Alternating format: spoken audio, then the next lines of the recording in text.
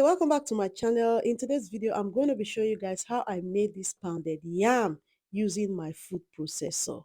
So guys, I bought this yam fresh from the market. I say don't tell what I chop pounded yam fufu. Make I do pounded yam fufu for myself. Look how beautiful this yam look, as if I bought it in Nigeria. It's very nice. So I'm just going to quickly peel off the yam, wash it neatly, and then put it in the pot, cook it until it becomes very soft. So food processor is very important, like na second mortar food processor be. It does a lot of things. You can use it to pound your pounded yam or your plantain fufu or your potato fufu, name it. Even when you want to slice your okra, you want to slice your onions, you can use your food processor to process all that. Food processor is a lifesaver. I don't know if you don't have it, I don't know what you're waiting for.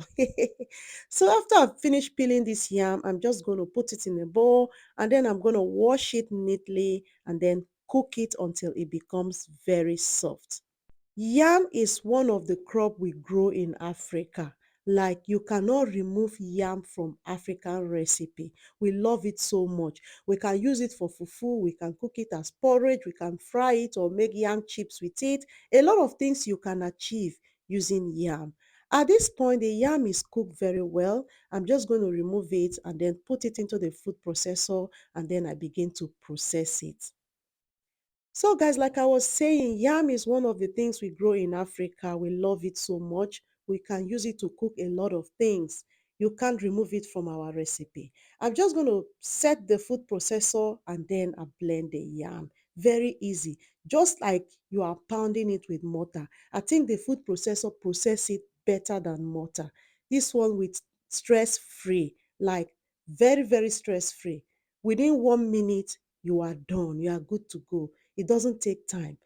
After I've done doing that, guys, look how it looks. So nice. It really came out nice. It was so smooth. I just put it in a plastic foil and then I wrap it around and then that is it. My pando is ready. I stopped buying the pounded yam flour in the market when I realized that it's not just pounded yam they are blending for us. I started blending my own fresh yam like this at home, which is very nice and it's easy to make using your food processor.